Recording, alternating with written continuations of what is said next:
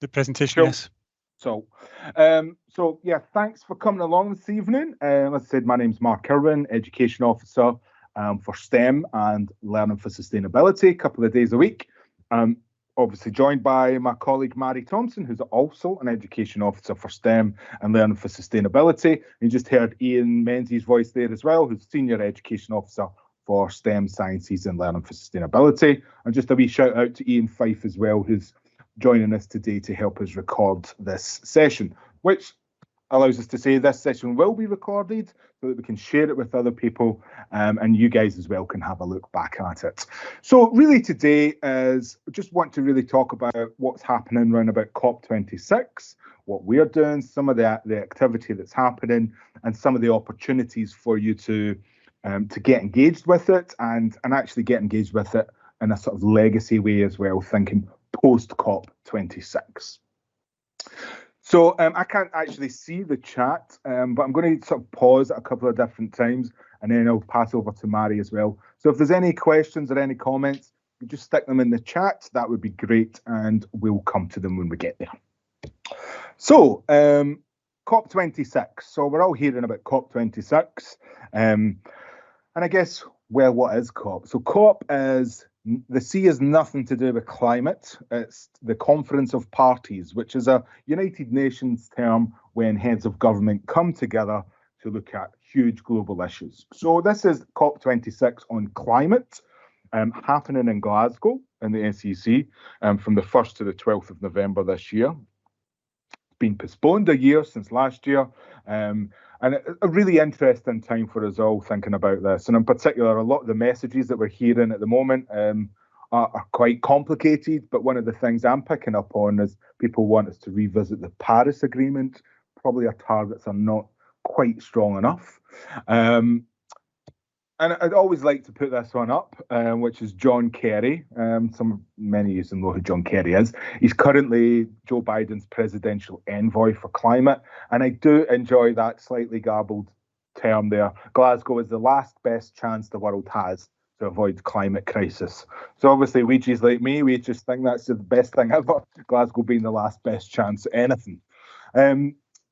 So when we think about COP26, what we're really thinking about, I guess, is that event will be happening, but it's really about what we start to think about with learning and teaching and the impact it can have on our young people, our schools, our communities, etc. So we're really thinking about that. And I guess the key thing, one of the key things for us to reflect on is what are actually the themes for COP26. So there are 5 themes, and we will actually come back to these themes later on today. We're talking about some of the activity that we're looking at. But these are the themes here. So we've got nature, clean transport, energy transition, adaptation and resilience, and finance. And I think just to really stress the first one there about nature, because I think it's really important that we actually talk about that we're not just in a climate crisis. We're in a twin crisis or twin emergency. We're in a climate crisis and a biodiversity crisis. And these things are completely interlinked. And we will not be able to deal with the climate crisis without looking at biodiversity and habitats. And vice versa, we will not be able to protect our biodiversity and global habitats if we do not deal with the climate crisis. And I think what's really quite reassuring is looking at the COP26. This is very much a lot of the chat and a lot of the dialogue that's going on round about that at the moment. So you see that with one of the themes is nature. And it's really thinking about, I guess, nature-based solutions to climate as well as protecting biodiversity. And in particular, I guess, I like to think of the example on Cairngorms. So we're working with the Cairngorms National Park, and they've got a really great programme called Net Zero 2030, which is about people working with nature. And that's very much the model that they're taking there, when it's a lot of stuff about peatland restoration, planting new woodlands and forests, etc. I'm just going to quickly talk a little bit about the climate and the biodiversity crisis, because I do sometimes have to reflect and think, I'm presuming that everyone is on board or are aware of all the issues that we're facing with some of this. So I think this is quite a nice graph here that actually just sort of demonstrates data on carbon dioxide in the atmosphere. And as you can see in the bottom right-hand corner there, this is actually from NASA. And one of the most interesting things I've found, and I'm going to share some other NASA stuff with you, is we think of NASA obviously as a space agency, but the planet that NASA has studied far, far more than any other planet in the universe is planet Earth. So there's some great stuff that NASA is doing around about climate and really informative. I think this is really nice, actually showing atmospheric carbon dioxide. And that is really the issue that we're facing here. Greenhouse gases. So it can be CO2, it can be methane, but we're really thinking, I love how stark in some ways this graph is. It's really shown since 1950s, look at that, it's going straight up. And that is really what's causing us a huge problem. And I guess, what's the impact of that? Well, it's really about changing not just our climate, but then our weather systems as well. So temperatures will rise, they'll become frost-free and growing seasons are going to increase. There's going to be a change in precipitation, so rain patterns, and that's something we hear a lot about in Scotland. Our summers are going to be warmer, but they're going to be wetter, which sitting in Glasgow isn't the greatest thing you want to hear. There's going to be more drought, heat waves, storms and hurricanes are going to become stronger and more intense. And I guess that one that we've talked about for some time now, sea level rising. And sea levels are estimated that potentially will rise by 2 meters by 2100, and will continue to do so. And we see a lot of this in the news. We see wildfires in California and in Australia. We see huge extreme weather events. So it's really important for us to understand that these are the impacts that we'll see. What's happened there? No, Mark, you're fine. I can still see you okay. Okay, is the presentation working? It hasn't moved on. It's still on the fire, the drought, and the weather pattern slide. I don't know what happened there. That was very odd. Because I'm not seeing it anymore. Okay, I'll maybe request. Got it now. Got it. That does. Great.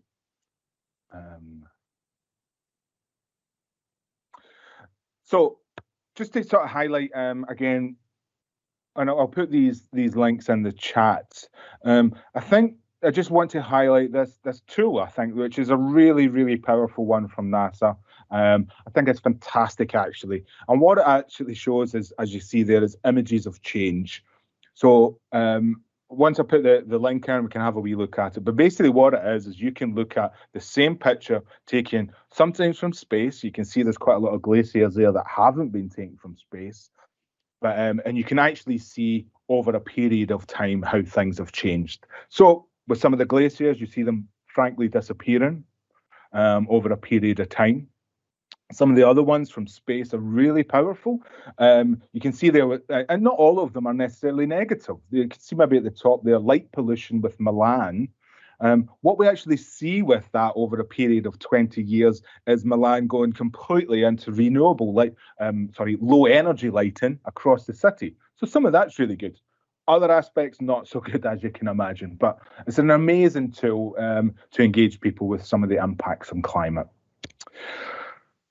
The other thing to talk about is the biodiversity crisis. And that's something very close to my heart. And WWF produced the Living Planet Report 2020. And there is this youth edition, which is really good. I'd recommend people having a look at it. But if we have a look here at what is the main message, is that the global populations of vertebrates, so mammals, fish, birds, reptiles, amphibians, has declined by 6 to 8% since 1970, which is just a phenomenal situation. That means that we are officially in a mass extinction event right now. Nice infographic here as well, I think, which actually is really useful to use with perhaps some young people and things about actually what's going on here and what's really happening. And I think things such as the use of land for agriculture, and then we think about food waste, that is impacting on biodiversity. Habitat loss, huge issue that we have. And it does have a global economic impact, and it has a huge impact on our health and well-being. So again, I'll put some of the links for the Living Planet report in the chat, but again, really important for us to consider our environmental crisis is not just climate, it is biodiversity. And that biodiversity crisis is not just a global one. It's not just when we think about rainforests or tropical oceans or things like that. This is actually something that's happening right here where we live in Scotland. So some of the figures there, over the last 10 years, 48% of species have decreased in Scotland. Since 1970, we've seen big changes in where Scotland's wildlife is found. So a third of our wildlife is no longer found in the places that it used to be. So again, I think it's really important for us to consider this in a very local way and not just in that, I guess, big picture of global. So just really wanted to highlight some of that information there about the fact that we are in a climate crisis, but we are in a biodiversity crisis, and we need to tackle them together. And I guess thinking about that in Scotland, some of you may have seen the latest campaign from the Scottish Government, which is Net Zero Scotland, or a Net Zero Nation. Let's do Net Zero. Again, we'll put the links in there, but I think it's really worthwhile having a look at that. Our ambition in Scotland is to become net zero by 2045. And that's net zero carbon emissions. So that's going to take a huge amount of money, resource, effort, and we need to change the economy. We need to change the workforce, how we work, kind of things that we do. So it's a huge challenge, but I would also say it is a huge opportunity for us as Scotland to become far more sustainable. So have a look at some of that. I think actually a lot of the advertising round about it is really impressive because it does not just focus on the responsibility of government, of public sector, of business, but it does reflect on us as individuals and us as communities.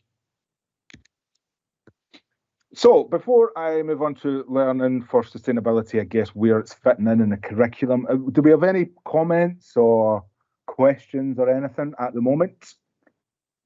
Not in the chat. Been a couple of people saying shocking, in terms of the kind of statistics, and great links, Mark. So folks, feel free to kind of come in and share anything that you think is relevant at this point in time.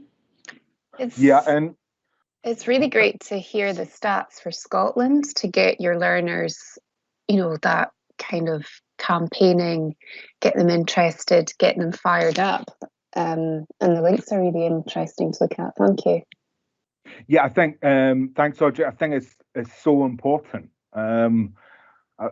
for us to really reflect on what we can do locally and actually the fact that it's having. We do think of Scotland as this incredibly green, in fact, beautiful place. We just had that chat, didn't we? But actually, when we look at our hills, that is not what our hills should look like. They should be covered in trees. So quite often what some people perceive as a really rich habitat, the truth is it's not.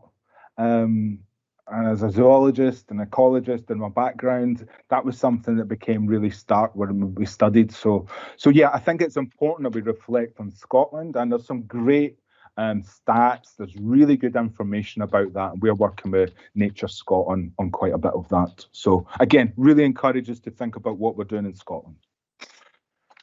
Just want to mention here, so where is this fitting, I guess? So it's learning for sustainability, and I'm not going to speak too much about that because I know many of you have a real understanding of that. But I guess reflecting on that, it's the global citizenship aspect, it's the sustainable development education aspect, and outdoor learning.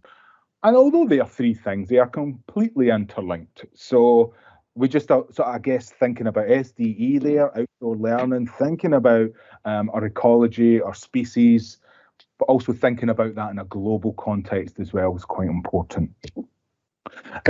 Just to highlight as well, 10 years since the One Planet Schools, the report.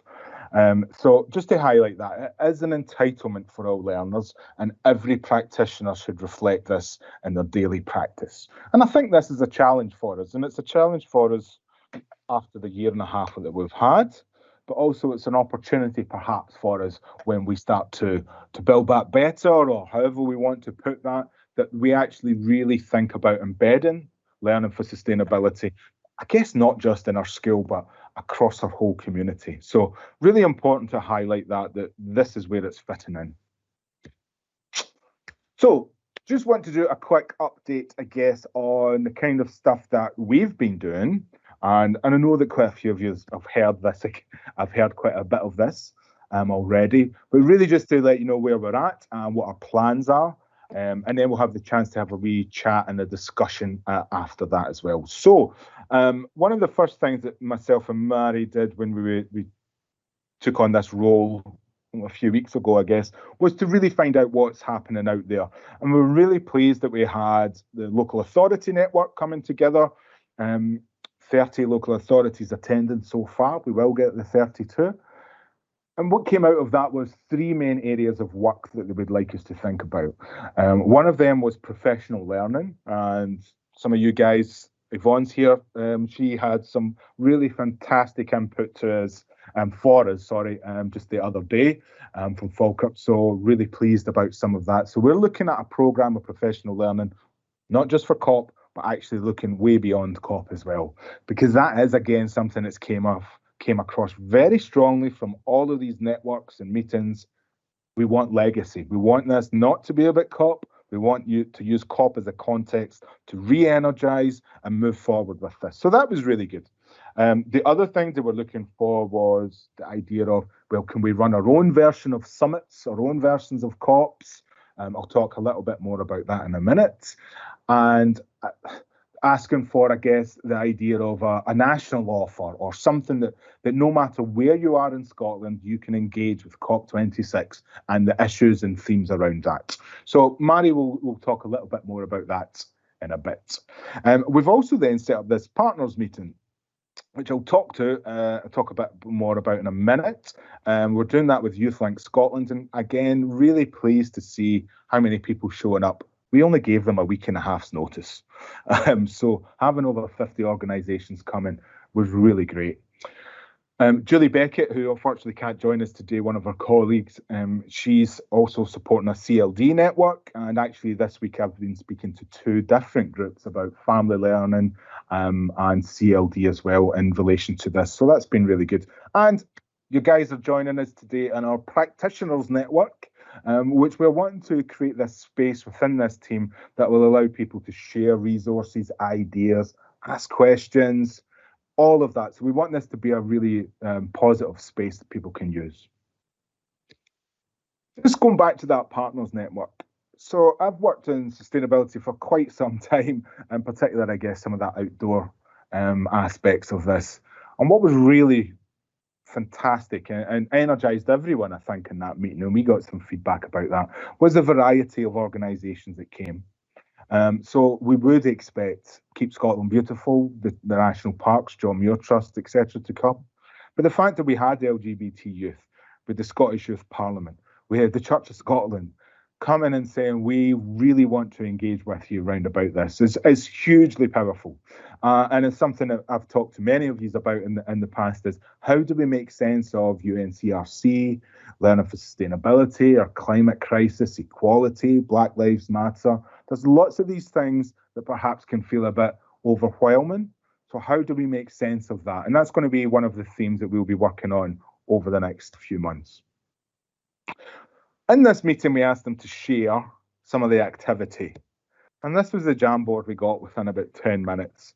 So what was quite amazing about this for us was just seeing the amount of activity and potential partnerships that we could develop with all these different organisations. So there's a real appetite, and we need to work together with these partners to really figure out, I guess, so we don't have any duplication, but we can really move forward together, collaborating across the different organisations and collaborating with local authorities, schools, settings, communities. So I'm feeling very excited about a lot of this at the moment, and I know lots of our partners are as well. So just to give you an idea of how much is there, and I guess where can you find that kind of stuff?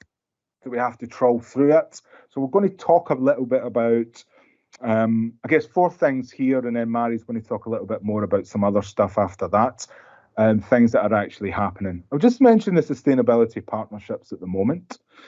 So I'm working with some teachers from Edinburgh and East Lothian and a couple of other places as well, who are pulling together this 1.5 Max Summit. So there'll be about 16 schools across Scotland who will be taking part in that. And there are other summits that will be happening. Young Scot and YouthLink Scotland have just been confirmed that they will be running a summit in Edinburgh, a sort of national one. West Lothian are looking at doing their own as well.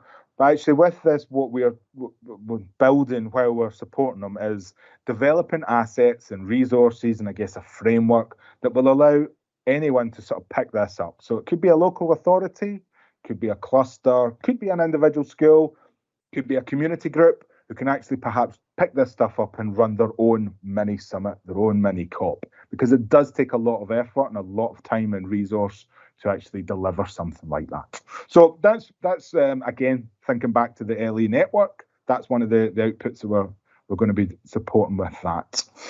But just quickly talk about the Wakelets. And we're enjoying using the Wakelets and with our partners. So you've seen all the activity there. Where do you find that? So we're collating these things within our Wakelets.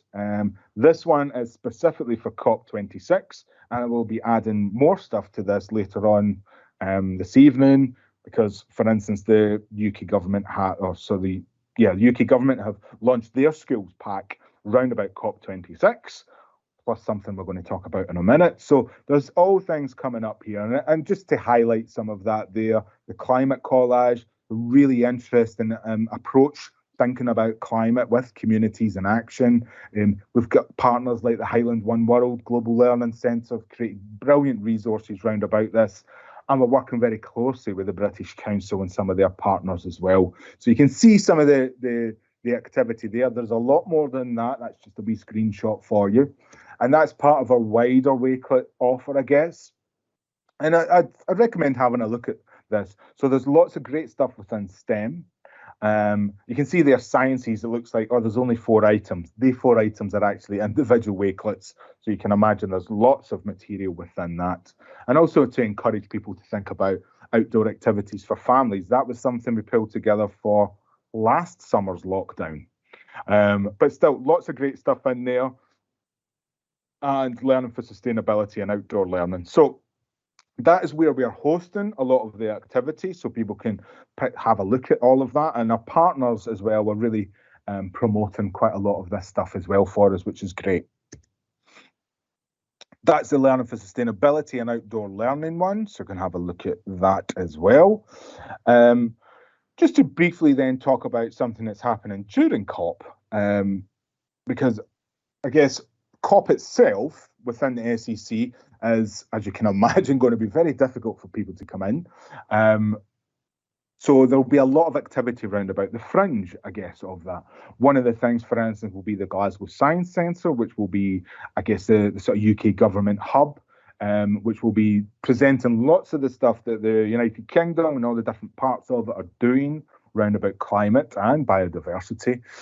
But across the road from the SEC is SWG3, which is really interesting arts and event space. Been to quite a lot of gigs there myself, and that's been taken over by the New York Times.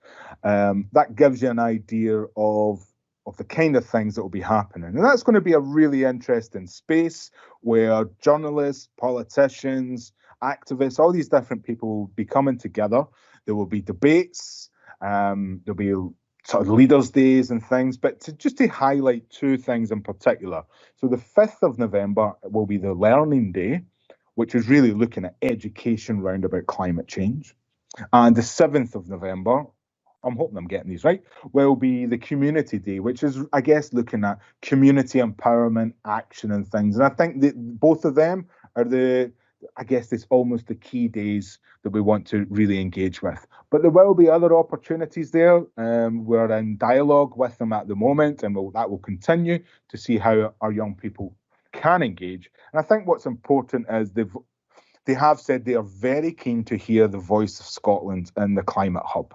So opportunities there for us, perhaps some digital Q&A and things like that. So watch this space, which will be a mantra you will hear over and over again. In fact, I'll just pause at the moment. Are there any questions or comments about anything there? That back. There's not anything coming through in the chat at the moment, Mark. Great. So Mary, I think I'm going to pass over to you. Great, thanks, Mark. If you can pop onto the next slide for me, that'd be appreciated. So folks, we're delighted that, as we know, the Scottish Education Awards aren't moving forward this year. However, it is taking the place, its place is the Learning for Sustainability Awards, so the focus is truly across on sustainability for the whole of the awards that are listed there. There are 6 different awards, from youth to practitioner, leadership, learning community, educational supporter, and a CLD award too. And unlike the Scottish Education Awards, where you have one winner, what we're looking for with this is 5 winners and also 5 distinction awards too. So there's effectively 5 winners and then 5 runners-up too for each of the categories. And we're really delighted and hoping that you'll spread the word and consider, if you have a Learning for Sustainability practice within your organisation, within your setting, that you'd really consider applying and nominating those that you work with for this award. And we're really delighted that the judging panel is made up of Education Scotland staff, but also partners, and really importantly, too, that we're hoping for young people to be part of that judging panel. So as I say, we can pop the link in. It launched just yesterday with a kind of closing date there's Mark's moved the slide on, so that's perfect. Thanks, Mark. There's the link in the chat there. With a closing date of the 12th of September, and the judging happening virtually, of course, this year, with the winners being announced on the 27th of October. So again, really encourage you to consider nominating establishments and settings and indeed people that you know to be considered for this award. Thanks, Mark, if you're able to kind of pop onto the next slide for us. So as Mark alluded to, we are really keen and thinking about our practice as a countdown to COP, and as we said, one of the opportunities that came through and asks from the local authority leads network was some sort of national challenge, and we're framing this as a kind of countdown to COP. Now, we know that across Scotland, not particularly in the month of October, different local authorities have different holiday dates.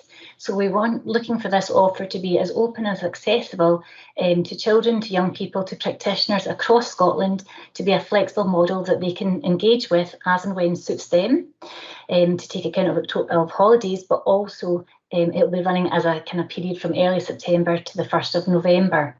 And as Mark alluded to earlier, we have the themes of COP, those 5 themes: nature, clean transport, etc.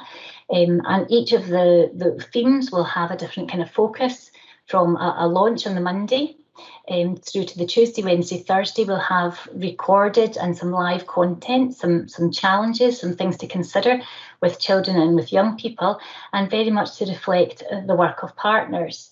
So we're hoping that this is something that children and young people and practitioners will engage with. Mark and I are beginning to work at pace to build this model and to work with practitioners and so on around that. So if we just consider like the first theme of nature, Mark has mentioned that there is the COP15, the biodiversity focus within China, and obviously that twin crisis that we've got going on between biodiversity and also climate. So we would be looking at linking those two together, and through the nature theme, thinking about working a focus maybe on kind of woodlands and forest, a focus on oceans, and a focus on also beyond that on extinction. And on the Friday, we would have a kind of roundup with maybe some live sessions with people working within the field, and also some sort of feedback from young people who have been engaging with that. So we are really keen, and our ask is, if you are aware of partners, if you are aware of children and young people or schools and settings that are doing great things in line with these themes, we'd be really, really keen to hear from you and to feature that content and to engage with that throughout the course of the week. And as I say, the lead up to COP26. So again, more to come, and we're hoping to share some comms around that this side of the summer, so that practitioners and school leaders and also engaging communities and families too can be aware that this is kind of coming and to look forward to it. And if you haven't seen it previously, we've also got lots of links with eSchool and the Sustainable Scotland project that happened throughout the course of March. So we're obviously linking in with that approach too. If you're considering about professional learning, I just want to really flag up, hot off the press, is this MOOC in partnership with the University of Edinburgh, Learning for Sustainable Scotland, and also Future Learn and British Council. And this is going to be kind of 2 MOOCs that are going to be available for you. And again, they're free, they're open to lots of different people. They are obviously massive online courses, and you can engage with them over the course of 5 weeks, beginning in the run-up to COP. It will launch Future Learn's website on hopefully the 23rd of August.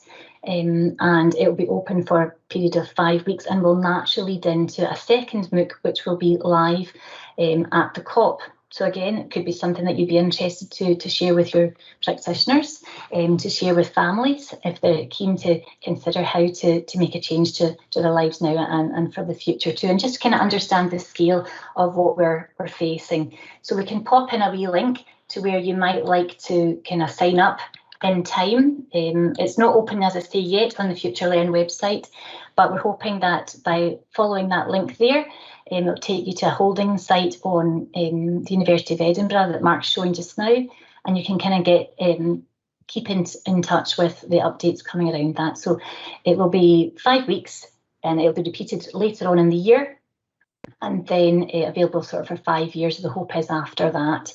And the live at the COP will reflect clearly live content from the COP and be really engaging too. So again, the 2 strands, and there'll be an education strand to that too. So really keen for us to engage with that.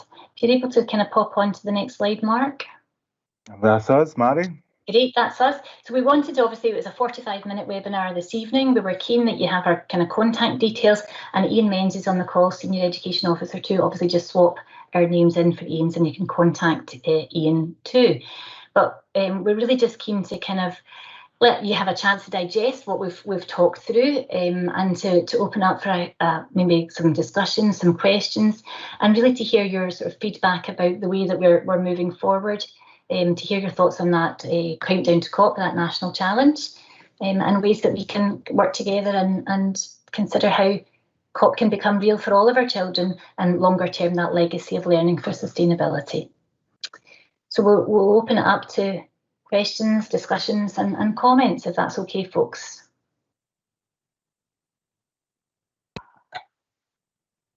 And Mark, just a wee heads up, I was trying to pop in as many of the links as we were going through, so hopefully you kind of saw that. Hi there, Tim, do you want to come in and to share your thoughts?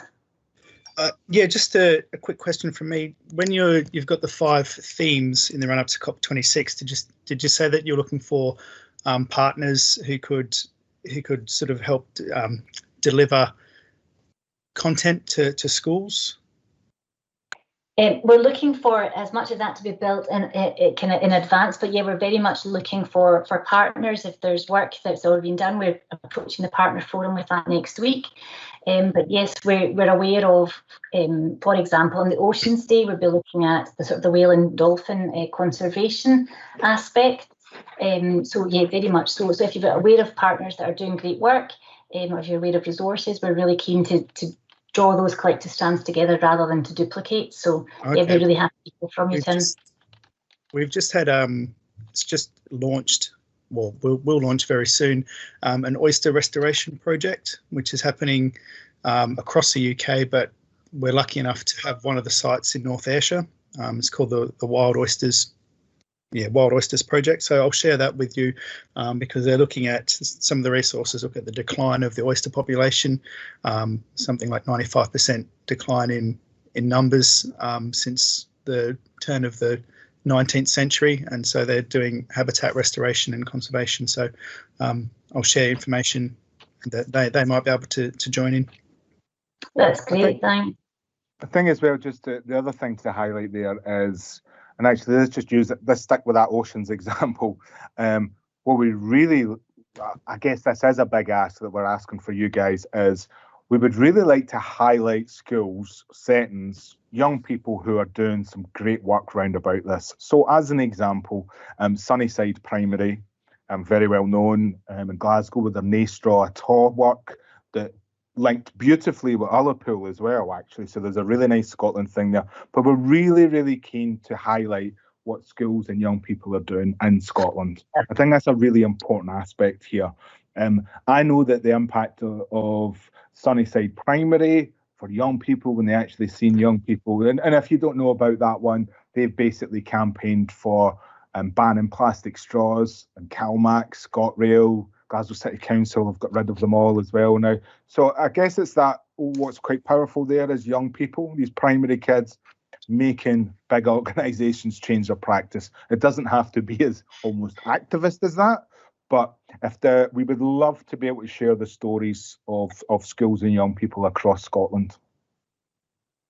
Just pop the link into that, Mark, as you were speaking there. So yeah, thanks for mentioning that. Audrey, I think you've got a wee question in the chat there. Mark, are there dates for CLPL that you could share? What one, Audrey? Just are there dates around the themes for COP26 or? Right, yeah, that's what whenever you've got them, I'll happily promote them. That's great. We sort of have dates, and then we keep sort of moving them about a little bit. Yeah. Sort of going, actually, this thing, we now know this thing's happening during that week, so we should maybe move some of these things. So we are sort of shifting things. It's great to have these professional learning sessions, and then because I'm thinking with my Northern Alliance hat on, and then bringing people around now. So what are you doing in class? How are you making that into IDL and sharing that practice? Yeah, I think we kind of need to nail our colours to the mast pretty quickly with this now, given that we're kind of emerging ideas and themes and testing these out with people and getting that kind of feedback as we're doing this evening. We are hoping, given that obviously the October break, as we kind of mentioned, that spans a few weeks in Scotland, and that's sort of the flexible model. We are kind of hoping that we'll be beginning sort of the week beginning the 13th of September is our provisional date, but we are open to that kind of shifting, but we'll give you kind of as much advance. That's great, thank you, because these events are so helpful of highlighting resources and planting seeds and bringing people together. So thank you. There's loads of ideas I've got from this already. So I think. Sorry, Marion, you go. Thanks. We are beginning to think sort of the 6th of September as a sort of warm up. We'll have comms before that, but these are sort of tentative dates. So we're really thinking almost at the moment. Again, we'll be in touch with the local authority leads, etc. As soon as we know more. Sort of the 13th of September being that sort of first week of activity. I was going to say as well there. I guess Audrey, thinking about that Northern Alliance aspect, if there is an ask from a RIC or local authority, just drop me and Mary a line. And we'll have definitely. about that and actually say, okay, well, do you want something specifically for the NA, Northern Alliance, or Tim maybe saying I'd really like something for Ayrshire, that kind of thing. Just let us know. We're not saying that we'll say yes, but we'll talk to you about it. Yeah, thank you. Thanks, Audrey. Yvonne, I see your hand is up. Do you want to come in? Thank you. And thanks for a great session and all these links. I'll be spreading these ideas wide. Thank you. I suppose I've been thinking about the children and young people. We're putting together a children and young people's leadership group. That's what we're calling it. But as soon as they get together, they can decide what they're going to be called. And we're hoping that one of the work streams that they will take charge of is part of our legacy in Falkirk for COP26. So I'm thinking about that group of children and young people, and you've mentioned YouthLink and other organisations like that. I just wondered if you could recommend any source of information about COP that you think would be the most useful for that particular group, or would it be a combination of different sources, do you think? I think it would probably be, so actually, as I said, I said earlier, I don't think we would put any of that in. They have announced that Together for Our Planet. I think that was just today, wasn't it, Ian? It was the UK COP pack. Aye, so I'll just put the link in there. think that's something, I'll be honest, it's just today, so we've not had a chance to really look at it. But that seems to be what was perhaps some of that. So there's a skill pack in there, there's tech for our planet. But also, I think we'll be actually taking other parts there. And I think I'm particularly thinking, Yvonne, about young people are going to say, okay, COP, fine, whatever. But actually, these are the things that are really important to us. So I always talk about biodiversity. There are amazing things about biodiversity that the young people could use that won't necessarily be associated with COP. That Living Planet report, for instance, I talked about. I think there's so much really powerful stuff in there, really useful stuff. So I guess it would be as well just having a chat with them about that. I'm actually speaking to the Young Climate Group in Western Isles next Tuesday night. So that kind of thing, it's, as I said earlier, just if you've got stuff that you, ideas or anything you want to run past us, just give us a shout. So, and if there are things, questions, perhaps that young person's group could contact us as well and say, we're looking for more information about this. Could you direct us in the right place? We'd love that. Great, thanks very much. Folks, just aware that's us now at sort of 5:45. We did say it was a 45-minute session. We have whizzed through that. Hopefully it's given you some thoughts and some ideas and suggestions. And please stay in touch with us. Let us know what you're thinking. And as much of the joining the dots that we can do for people would be really, really helpful. I see a couple of people are typing. Ian, is there anything that you wanted to come in and to share that we've maybe not touched on or new information that you wanted to share too? No, I think you covered it. Just to let people know, we're starting to get the message out about the Learning for Sustainability Awards. They were just launched yesterday. You might have seen the coverage in the Daily Record. So over the next couple of days, we'll be pushing that far and wide, and just your help to promote that through our networks would be great. It's a great opportunity for us to celebrate the achievements, the fantastic work, commitment, passion of young people, practitioners, settings across Scotland, in terms of this agenda. So it's a real chance to put that, the spotlight on all the people at the system and make that possible. So big thanks for any support you can give. Great, thanks, Ian. A couple of people are typing, so we'll just give a kind of space for that to come in case there's kind of other kind of questions. Colleagues, if you've not joined the Teams chat, please feel free to do so and to share that with practitioners too.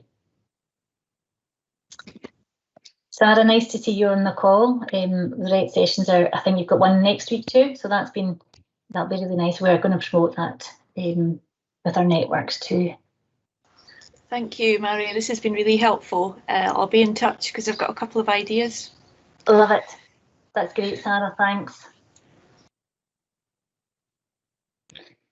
So folks, let's not stand between you and your dinner. Hope you have a great evening, and we look forward to working with you and to spread that message about sustainability and really fundamental changes that we can make to our lives. Yeah, thanks very much for joining us, guys. Looking forward to working with you all. Thank you. Thank you. Bye. Take care.